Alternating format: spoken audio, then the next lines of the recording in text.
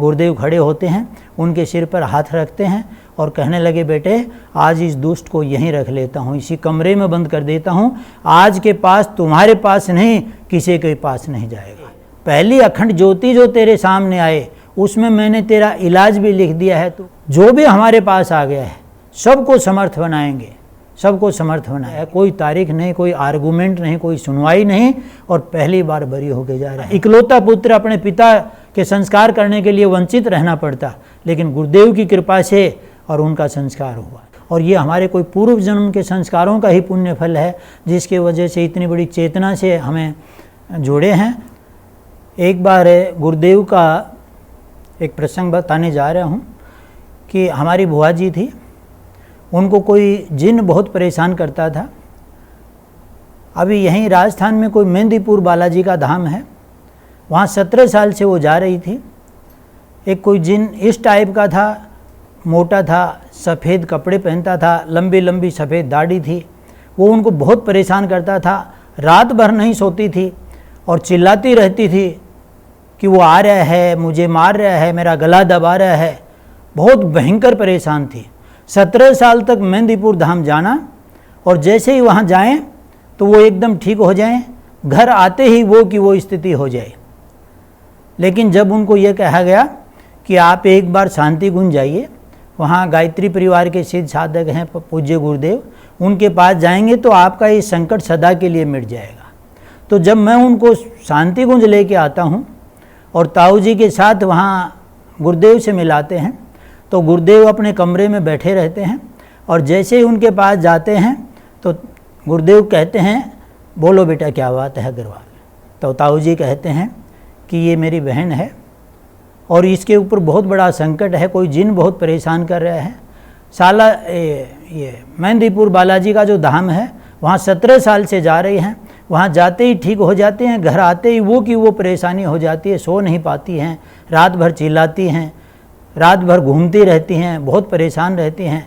तो गुरुदेव ने इधर ईशान कोण में, अपने रूम के ईशान कोण की तरफ इशारा किया कि बेटा देखो वो दुष्ट इनमें तो नहीं है। तो बुआ जी ने जैसे ही उधर देखा ईशान कोण में, बोला नहीं गुरुजी इसमें तो वो नहीं है। फिर इधर आग्नेय कोण की तरफ इशारा किया गुरुदेव ने कि बेटा वो दुष्ट इसमें है क्या देखो। बुआ जी ने ऐसे ही देखा तो हम देख रहे साधारण कॉर्नर दिख रहे थे, लेकिन बुआ जी कहती हैं कि गुरुजी इस कॉर्नर में इनमें भी वो नहीं है। फिर जैसे ही इधर नैऋत्य कोण में गुरुदेव ने इशारा किया कि बेटा उनमें देखो दुष्ट है क्या। तो जैसे ही बुआ जी ने नैऋत्य कोण की तरफ देखा तो जोर से चिल्ला पड़ी, उठ के रो पड़ी, हाँ गुरुजी वो है, वो मोटा तगड़ा है, सफ़ेद कपड़े पहने हैं, लंबी दाढ़ी है, वो मुझे सोने नहीं देता है, मेरा गला दबाता है, मेरे ऊपर बैठ जाता है और मुझे बहुत परेशान करता है। मैं सोच नहीं सकती हूँ, खा नहीं सकती हूँ, वो मुझे बहुत परेशान करता है। तो वो चिल्लाती हैं और खड़ी होके बेहोश हो जाती हैं, गिर पड़ती हैं। गुरुदेव खड़े होते हैं, उनके सिर पर हाथ रखते हैं और कहने लगे, बेटे आज इस दुष्ट को यहीं रख लेता हूँ, इसी कमरे में बंद कर देता हूँ। आज के पास तुम्हारे पास नहीं, किसी के पास नहीं जाएगा। आज उन बातों को, ये बातें लगभग 91 की या 90 की हैं। उसके बाद से हमारी बुआ जी पूर्ण रूप से स्वस्थ है। वो दिन है, आज का दिन है, मतलब पूर्ण स्वस्थ हैं और कभी भी उनको वो देखने को ही नहीं मिला है, और हट्ठी गट्ठी हैं, तंदुरुस्त हैं। और आज भी उनकी एज है लगभग 86 के करीब हो गई, 86 87 हमारी बुआ जी की, एकदम तंदुरुस्त हैं। कभी देखने को ही नहीं वो जिन कहाँ चला गया है, क्या हुआ क्या नहीं हुआ, सेकंडों के अंदर गुरुदेव ने उसको ठीक कर दिया। बोला इसको यहीं बांध लेते हैं, हमें इससे इसको बहुत काम लेना है, और बेटे तुम्हारे पास नहीं, किसी के पास आज के बाद नहीं जाएगा। आज वो हमारी बुआ जी पूर्ण रूप से स्वस्थ हैं। और उसके बाद उनके घर परिवार, बेटे जमाई सब जा रहे हैं, और अपने शांति कुंज चौके के अंदर भी 1.25 लाख रुपये महीने का, 1.5 लाख रुपये महीने का चौके में अंशदान देते हैं। अपने जीवन की घटना बता रहा हूँ। ये घटना 1979 की है। उस समय मेरी उम्र 16-17 वर्ष की थी। अनायास ही एक बार मुझे घुटने में दर्द हुआ था, कुछ दिन के बाद दूसरे घुटने में भी दर्द हुआ। कई डॉक्टरों से इलाज लिया गया, लेकिन जब किसी भी तरह उसका कोई इलाज नहीं बैठ पा रहा था, तो डॉक्टरों ने, भिवानी के डॉक्टर ने मुझे रोहतक मेडिकल एंड कॉलेज में रेफ़र कर दिया, जहाँ ऑर्थो और न्यूरो सर्जन के पास मैं 1.25 महीने एडमिट रहा हूँ। 1.25 महीने में प्रतिदिन मेरी जांच की गई, लेकिन मुझे स्वास्थ्य में कोई सुधार नहीं हो रहा था। दिन दिन मेरी स्थिति इतनी बिगड़ती हुई जा रही थी कि अंत में मैं मरणासन स्थिति पे आ गया था। और 1.25 महीने में भी जब मुझे कोई सुधार नहीं हो रहा था, प्रतिदिन हर अल्टरनेट मेरी जांच की जा रही थी। मैंने डॉक्टरों से कहा कि डॉक्टर साहब, अगर मुझे कोई आराम नहीं है, दिन दिन मेरी स्थिति बिगड़ रही है, कृपया आप मुझे डिस्चार्ज कर दो ताकि मैं घर जाऊं और कहीं दूसरा जगह मेरा इलाज करवा सकूं। घर मुझे भेज दिया और जैसे ही घर आया तो मुझे दिल्ली की रट लगी हुई थी कि दिल्ली बड़े डॉक्टरों को दिखाओ। दिल्ली का नाम मैंने सुन रखा था कि दिल्ली में बड़े बड़े हॉस्पिटल हैं, डॉक्टर हैं, मुझे दिल्ली ले चलो। लेकिन घर वालों की स्थिति मुझे दिल्ली दिखाने की नहीं थी। इसी दौरान शांति कुंज से ताऊ जी का फ़ोन आता है पिताजी के पास कि भैया बच्चे की स्थिति कैसे है। तो पिताजी का मन भर गया कि भैया बच्चा हाथ से जाएगा, डॉक्टरों ने बता दिया है कि असाध्य बीमारी है, इसका कोई इलाज नहीं है। ताऊ जी ने मुझे शांति कुंज बुला लिया। मैं 1 नंबर का नास्तिक था, शांति कुंज आने के लिए बिल्कुल तैयार नहीं था, लेकिन घर वाले ज़बरदस्ती मुझे मिस गाइड करके शांति कुंज ले आए, दिल्ली का बहाना करके कि दिल्ली ले चल रहे हैं डॉक्टरों के पास। तो यहाँ शांति कुंज लाया गया। ताऊ जी मुझे गुरुदेव के पास लेके गई सुबह 5 साढ़े 5 बजे। उस समय 1000-1500 आदमियों की लाइन लगी हुई थी गुरुदेव को प्रणाम करने के लिए। ताऊ जी मुझे आगे ही आगे लेकर गए गुरुदेव के पास, और गुरुदेव ने देखा, क्या बेटे अग्रवाल बेटे क्या बात है, क्या बात है। ताऊ जी ने मेरा पजामा उठा के दिखाया कि ये देखो बच्चा हाथ से जाएगा। रोहतक मेडिकल एंड कॉलेज के डॉक्टरों ने इनको जवाब दे दिया है कि घर ले जाओ और इसकी सेवा करो। तो गुरुदेव ने कहा कि ये लो बेटा ठीक हो जाएगा, ले जाओ। ताऊ जी मुझे वापस ला के घर लिटा के और गाड़ी लेके चले गए। दूसरे दिन फिर वही प्रक्रिया दोहराई, गुरुदेव के पास मुझे फिर उठा के ले गए। फिर गुरुदेव ने हाथ घुमाया घुटनों के ऊपर, ये लो बेटे ठीक हो जाएगा, कोई घबराने की बात नहीं, ले जाओ। मैं 1 नंबर का नास्तिक, किसी भी देवता को, अवतार को, ऋषि को, मुनि को, किसी को, धर्म को, अध्यात्म को, साधु संत महात्मा को, किसी को नहीं मानता था, एकदम से नास्तिक था। कहीं किसी पत्थर में भी कहीं चेतना हो तो मेरे अंदर थी, लेकिन मैंने कहा मैं हरगिज नहीं जाऊंगा और नहीं रहूँगा, लेकिन ज़बरदस्ती मुझे रखा गया। तीसरे दिन फिर ताऊ जी मुझे गुरुदेव के पास ले गए। तो गुरुदेव थोड़े से सीरियस हुए, आंखें तो लाल हो गई, बड़े प्यार से बोले, बेटे क्या हाल है। मैंने कहा कि आप मेरा पिंड छोड़िए, मुझे घर जाने दीजिए, क्यों मेरे प्राण लेने के लिए तुले हुए हैं। तो गुरुदेव ने कहा कि बेटे क्या कहा है तुम्हारे डॉक्टरों ने। मुझको ये कहा है कि इसका कोई इलाज नहीं है, घर ले जाओ, इसकी सेवा करो। तो गुरुदेव की आंखें तो हो गई लाल, बड़े प्यार से कहते हैं कि बेटे ये लो, आज तुम्हें एकदम ठीक कर देते हैं और तुम्हारे इस जन्म में ये दर्द कभी भी नहीं आएगा, और इस जन्म में ही नहीं तुम्हारे 7 जन्म में भी ये नहीं आएगा। ये लो बेटे अग्रवाल बेटे। ताऊ जी को कहने लगे, अग्रवाल बेटे आज इसको एकदम ठीक कर दिया है, घर भेज दो, ये ठीक हो गया है। ताऊ जी मुझे लेके आ गए। शाम को 4 बजे तक मुझे कोई रिलीफ नहीं। मैंने थोड़ा सा हल्का सा खाना पीना ताई जी से लिया, मुझे नींद आ गई। सुबह मुझे पेशाब की इच्छा होती है, 3 साढ़े 3 बजे मेरी आंखें खुलती हैं। जैसे ही आंखें खुलती हैं 80% दर्द गायब, कोई दर्द नहीं, 80% दर्द ख़त्म। और मैं स्वयं धीरे धीरे चारपाई से नीचे पैर लटकाए हैं, दीवार को पकड़ा है, हिम्मत करके टॉयलेट तक गया हूँ, आराम से पेशाब करके लौटा हूँ। और जैसे ही आवाज़ हुई है किवाड़ों की तो ताई जी उठ के आई हैं, क्या बात है बेटा। मैंने कहा आज मैं काफ़ी ठीक हूँ। तो ताई जी कहने लगी कि बेटे हरि बेटे गुरुजी भगवान हैं। हाँ ताई जी, मैंने आज मान लिया है कि भगवान के दर्शन मैंने आज नहीं किए थे, लेकिन रियल में गुरुजी भगवान हैं। गुरुजी ने कल कहा था कि इसको एकदम ठीक कर दिया है, तो मैं लगभग ठीक हूँ, मुझे काफ़ी आराम मिला। लेकिन उसके बाद चौथे दिन भी ताऊ जी मुझे गुरुदेव के पास लेके गए। तो गुरुदेव ने कहा बेटे क्यों ले आए हो, कल ही इसको ठीक कर दिया और इसके जीवन में कभी भी इस तरह की पीड़ा इस जीवन में नहीं होगी, 7 जन्म में भी नहीं आएगी। उस दिन से आज मेरा स्वास्थ्य एकदम ठीक है और उसी दिन से मैं आस्तिक हुआ हूँ। उसी दिन से मेरे जैसे पत्थर दिल के अंदर भी गुरुदेव ने नए प्राण डाल दिए हैं उस वो 79 की बातें हैं, 89 की, उस दिन से मैं आस्तिक हुआ हूँ और गुरुदेव का मिशन का संदेश, गुरुदेव के विचार, मिशन का संदेश जन जन तक पहुँचा रहा हूँ। यज्ञ के माध्यम से, दीप यज्ञ के माध्यम से मैं एकदम से आस्तिक हो गया हूँ, एकदम से आस्तिक। अब मुझे जब तक गुरुदेव का काम नहीं कर लेता हूँ मुझे बिल्कुल भी चैन नहीं पड़ता है। एक दिन भी कोई कार्य नहीं कर पाता हूँ, मुझे बड़ी बेचैनी हो जाती है। गुरुदेव साक्षात भगवान हैं। मैंने मेरे जीवन में अनुभव किया है, कोई कहे भगवान के दर्शन किसी ने किए हैं कि नहीं किए, लेकिन मैंने गुरुदेव के रूप में भगवान के दर्शन किए हैं। ये मेरे जीवन का प्रत्यक्ष अनुभव है। फिर गुरुदेव ने कहा कि बेटे गायत्री मंत्र का जाप कर लोगे? तो मैंने कहा कर लूँगा, जबकि मैं राम का नाम लेना ही मुझे पसंद नहीं था, लेकिन मेरे मुंह से निकल गया कर लूँगा।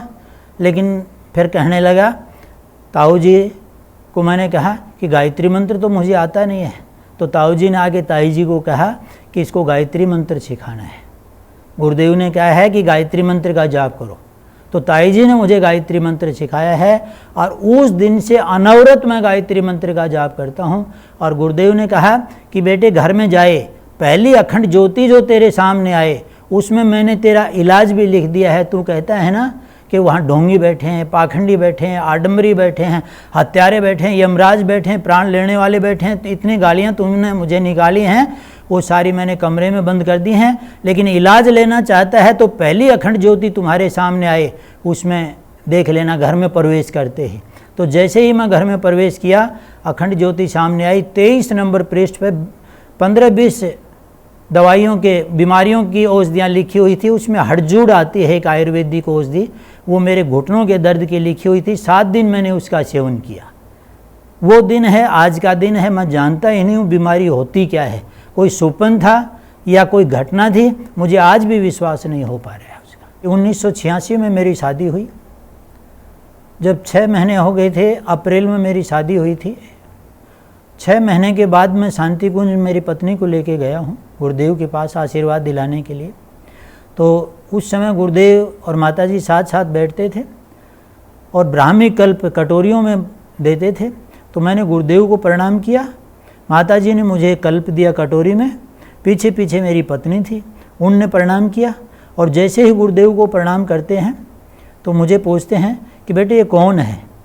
मैंने गुरुदेव को कहा कि ये मेरी पत्नी है साहब। गुरुदेव कहने लगे कि बेटे कितने दिन हो गए तुम्हारी शादी हुई, कितने साल हो गए? मैं साहब साल नहीं, अभी 6-7 महीने हुए हैं मेरी शादी को। अच्छा बेटा एक काम करना, अगले वर्ष आए तो मेरी पत्नी को कहते हैं गुरुदेव, मैं तो आगे बढ़ गया और मेरी पत्नी को कहते हैं कि बेटा अगली साल आए तो बच्चे को गोद में लेके आना। अब जैसे ही घर आए, हम इन चीज़ों का कोई महत्व समझते नहीं थे, लेकिन जैसे ही 3-4 महीने के बाद पत्नी प्रेग्नेंट हो गई और अगले साल 1987 में बच्चे का जन्म हुआ। और जैसे ही बच्चे का जन्म हुआ तो बड़ी खुशी हुई कि गुरुदेव ने तो बहुत बड़ा आशीर्वाद दिया था और साक्षात उसी का ये चमत्कार है। अब जैसे ही वो बच्चा 6 महीने का हुआ, हम पुनः गुरुदेव का आशीर्वाद दिलाने के लिए ले गए। तो 100 रुपये हमने इसके जन्मदिन के गोल करके रबड़ चढ़ा के इसके हाथ में दे दिए। वहाँ गुरुदेव के पास जैसे ही लेके गए तो गुरुदेव कहने लगे बेटे आओ आओ, क्या बात है बोलिए। मैंने कहा साहब ये बच्चा गुरुदेव आपका दिया हुआ है। तो इस बच्चे को मैंने दे दिया, 6 महीने का बच्चा था, वो 100 रुपये दे दिए कि गुरुदेव को दो बेटा ये। अब वो गुरुदेव को न दे के सीधा मुँह में लेके जाता है। तो गुरुदेव उसका हाथ पकड़ लेते हैं कि बेटे यहाँ रखने के नहीं हैं, लाओ मुझे दो, लाओ मुझे दो। गुरुदेव ने वो 100 रुपये रख लिए। तो मेरे मुंह से ये निकल गया कि गुरुदेव इसकी दीक्षा भी कर दो, कि बेटे अच्छा दीक्षा कर दें। तो गुरुदेव ने अपने पैरों के पास उसको खड़ा किया और उसके सिर पर 6 बार हाथ रखा। 1, गुरुदेव बोलते हैं ज़ोर से आराम से, 1, 2, 3, 4, 5 और 6, ये लो बेटा इसकी दीक्षा हो गई है, आज हमने इसकी दीक्षा कर दी है। तो मैंने गुरुदेव को कहा कि गुरुदेव हम तो परिवार में सारे लुंज पुंज हैं, बड़े साधारण आदमी हैं, इसको तो कृपया समर्थ बनाओ।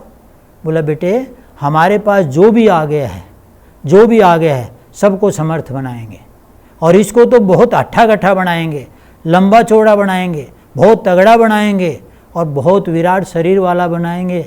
मैंने कहा गुरुदेव उसकी ज़रूरत नहीं है, लेकिन हमें तो इसको थोड़ा समर्थ बनाओ।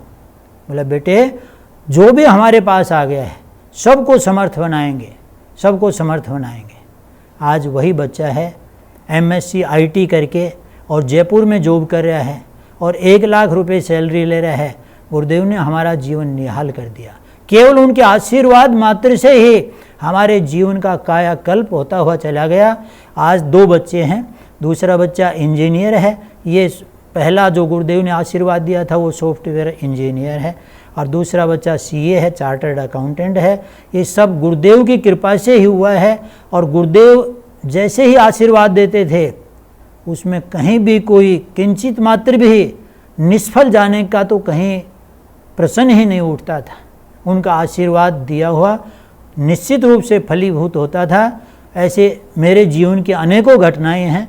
हमारे जीवन के अंदर जो गुरुदेव ने माताजी ने दिया है उनके ऊपर कुछ बताना चाह रहा हूँ कि देखिए ये लगभग 82-83 की घटना है। एक हमारे बड़े भाई थे, परचून की दुकान करते थे, परचून की। और उस समय क्या है कि बड़े भैया तो परचेजिंग के लिए मार्केट में गए हुए थे, चरखी दादरी सामान खरीदने के लिए, और हमारे पिताजी दुकान के ऊपर बैठे हुए थे। जैसे ही पिताजी दुकान पे बैठे थे तो चिकित्सा विभाग की फूड सप्लाई की सैंपल लेने वाली टीम वहाँ पहुँच गई। तो उन्होंने कोई सूजी का सैंपल ले लिया, रवा आता है जो हलवा बनता है सूजी, उसका सैंपल ले लिया। और जैसे ही वो सैंपल लिया तो फादर के सिग्नेचर उस पर हो गए। फादर बैठे थे वहाँ, फादर ने उन पे सिग्नेचर किए और वो लेके चले गए। सैंपल भेज दिया, सैंपल फेल हो गया।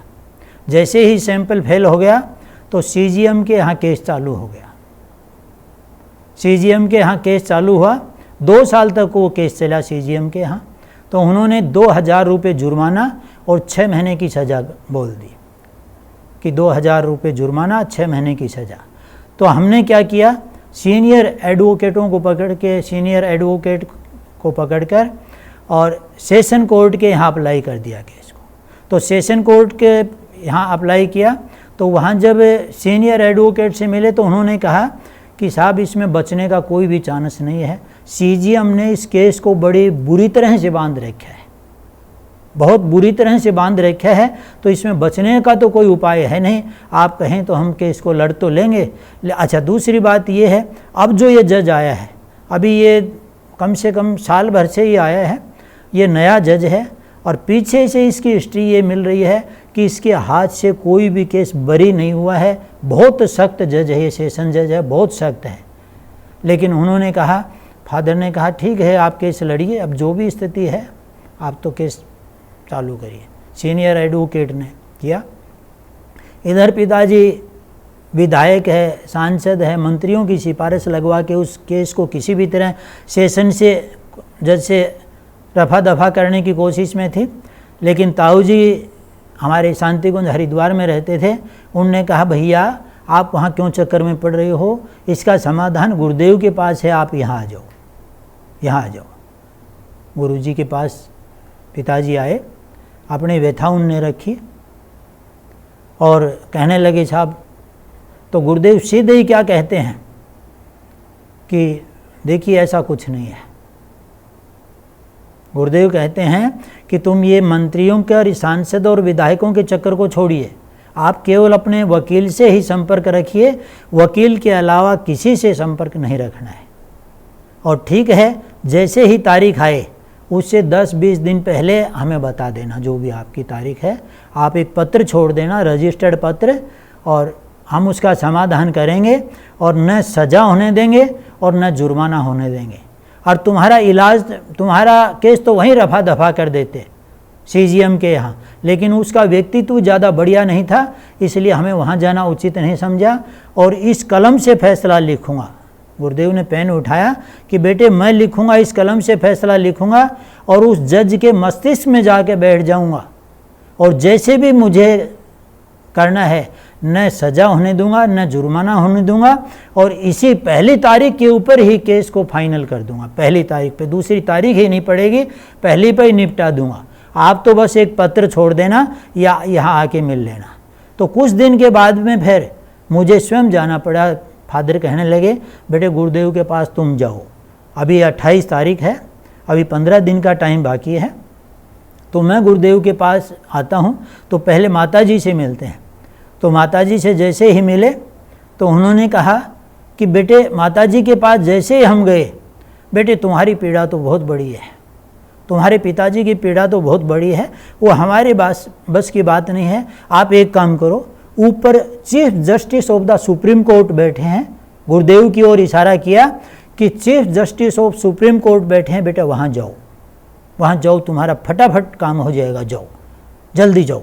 तो हम दौड़े दौड़े गुरुदेव के पास पहुँचे और गुरुदेव ने कहा बेटे कितनी तारीख है? मैंने कहा साहब 28 तारीख है। तो अभी तो बहुत टाइम है बेटा, पत्र छोड़ देना वहाँ जाके, याद नहीं रहेगा, पत्र छोड़ देना। ठीक है गुरुदेव, हम पत्र छोड़ देंगे। तो हमने 6 दिन पहले, 7 दिन पहले, 1 सप्ताह पहले पत्र लिखा और जैसे ही पत्र लिखा और वहाँ 28 तारीख थी उनकी, और 28 तारीख को जैसे कोर्ट में पिताजी गए हैं, पहला ही आवाज़ उनकी लगाई है, बद्री प्रसाद गुप्ता सन ऑफ गुलजारीमल गुप्ता आइए। और जैसे ही वो जाते हैं, फादर जाते हैं, तो फादर स्वयं बताते हैं, हमें तो किसी को अंदर जाने नहीं दिया, लेकिन फादर जैसे ही अंदर गए तो जज ने वो फाइल उठाई और उठा के पढ़ी, पन्ने पलटते गए और सारे पन्ने पलट के और मस्तिष्क को पकड़ के बैठ गए। जज ऐसे मस्तिष्क को पकड़ के बैठ गया, 3-4 मिनट तक बैठा रहा और 3-4 मिनट तक बैठ के देख के और कलम उठा के कहते हैं कि जाओ, इसमें कुछ है ही नहीं, क्या है इसमें, कुछ नहीं है, जाओ। खारिज किया जाता है केस, हाथों हाथ खारिज कर दिया। उस कोर्ट के, सेशन कोर्ट के सब वकील भी देखते रह गए कि इसकी पीछे की जो जज जींद से वो ट्रांसफ़र होके आया था, उसकी हिस्ट्री ये थी कि उस कोर्ट के सब वकीलों ने आश्चर्य किया कि इस जज के हाथ से पहला ऐसा केस है जिसने न तो कोई तारीख दी है और बरी होके जा रहा है, कोई तारीख नहीं, कोई आर्गूमेंट नहीं, कोई सुनवाई नहीं, और पहली बार बरी होके जा रहा है। बोला जाओ, इसमें कुछ है ही नहीं, इस केस में जाओ, फिर बरी हो। वो दिन है, हमारे पिताजी बड़ी खुशी से, जो उनका शरीर आधा हो गया था, एकदम से आज वो तंदुरुस्त हैं, स्वस्थ हैं और 84 वर्ष के हो गए हैं और बहुत बढ़िया तरीके से रह रहे हैं। उनका स्वास्थ्य लाभ इतना हो गया, हमारे परिवार में इतनी खुशी की लहर दौड़ गई कि गुरुदेव का ऋण हम किन्हीं शब्दों में क्या, किसी भी रूप में 7 जन्म में भी हम उनका ऋण नहीं चुका सकते हैं। एक बहुत बड़ी पीड़ा से पिताजी के इसको बहुत बड़े संकट से उनको निकाला था और क्षण भर में एक आशीर्वाद दे के उन्होंने हमें एक नया जीवन, हमारे पिताजी को और हमारे परिवार को एक नई खुशियाँ दी थी। 3 दिन हुए थे या 4 दिन हुए थे, पिताजी यहाँ शिविर कर रहे थे शांतिकुंज में, और उधर हमारे दादाजी ने शरीर छोड़ दिया। सुबह लगभग 5:15 बजे के करीब दादाजी ने शरीर छोड़ दिया। अब घर में और कोई भी नहीं, पिताजी इकलौते पुत्र थे। अब वो सोचें कि हरिद्वार जाके और उनको लाया जाए तो भी आज संस्कार नहीं हो पाएगा, क्योंकि 12 घंटे का रास्ता पड़ता था हरिद्वार जाने का, आने का, और सेम डे संस्कार करना बहुत ज़रूरी था। कोई टेलीफोन की व्यवस्था भी उस समय बुक करवाना पड़ता था, टेलीफोन मोबाइल वगैरह ये तो थे नहीं, तो बुक तो बड़ी समस्या आ गई थी। तो जैसे ही 5:15 बजे दादाजी ने शरीर छोड़ा है और पिताजी शिविर कर रहे थे, 3-4 दिन उनका चल रहा था, गुरुदेव को प्रणाम करने के लिए जैसे ही वहाँ गए तो गुरुदेव ने अचानक ही उनको, जैसे ही पिताजी ने उनको प्रणाम किया गुरुदेव को, तो गुरुदेव कहने लगे बेटे अनुष्ठान फिर कर लेना, तुरंत जाओ और घर की व्यवस्था संभालो जाके। अब इधर घर वाले सब चिंतित थे, हमारे फूफा जी वगैरह ने, सब ने ये कहा कि देखो अब वहाँ जाना या उनको लेके आना तो पॉसिबल नहीं है। अब इस स्थिति में रात भर डेड बॉडी को भी नहीं रखेंगे, संस्कार की तैयारी करो। इधर से सबकी संस्कार की तैयारी कर दी थी और उधर से गुरुदेव ने पिताजी को तुरंत ये कह दिया था कि जाओ घर की व्यवस्था संभालो।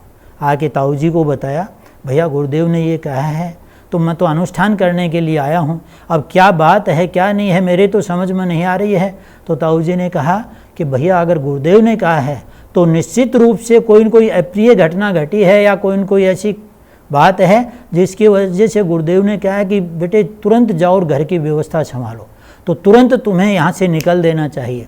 तो पिताजी इधर से तुरंत गाड़ी में बैठ के, बस में बैठ के चल देते हैं। उधर संस्कार की तैयारियां लगभग हो गई हैं। तो 4:30 बजे सीधी बस पहुंचती थी हमारे, उसी में पिताजी पहुंचते हैं। बस हमारे दादाजी की डेड बॉडी को उठाने वाले ही थे, उठाने की तैयारियां ही कर रहे थे। इतनी ही देर में पिताजी वहाँ पहुँच गए। बोला वो आ गए, देखो बद्री प्रसाद तो आ गया है, अब आ ही गए हैं तो इनके हाथों से ही वो संस्कार करवाओ। हमारे जो इकलौते पुत्र थे और जो इम्पॉसिबल था कि भी किसी भी सूरत में पॉसिबल नहीं है, गुरुदेव ने उनको तुरंत ही भेज दिया और उनके हाथों से ही उनका संस्कार करवाया गया। हमारे दादाजी का संस्कार करवाया और उन्हीं के हाथों से हुआ। गुरुदेव साक्षात अंतर्यामी हैं।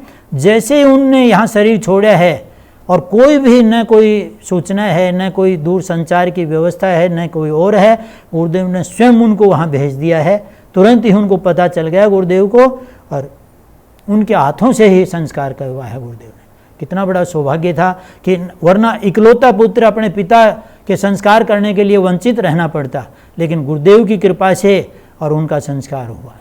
जो इधर शरीर छोड़ा है गुरुदेव दादाजी ने और उधर गुरुदेव ने पिताजी को भेज दिया है वो घर के लिए कि जाओ बेटे घर की व्यवस्था संभालो। उनके हाथों से ही संस्कार करवाने के लिए, कि इकलौता पुत्र है, उनके संस्कार करवाने के लिए भेज दिया और उन्हीं के हाथों से हुआ है। ये हमारे जीवन के लिए एक बहुत बड़ी अद्भुत घटना है जो गुरुदेव के आशीर्वाद से ही संभव हो पाई है। हमारे YouTube चैनल शांति कुंज वीडियो गायत्री परिवार को सब्सक्राइब करें एवं बेल आइकन जरूर दबाएं ताकि गायत्री परिवार की विभिन्न गतिविधियों की जानकारी आपको मिलती रहे।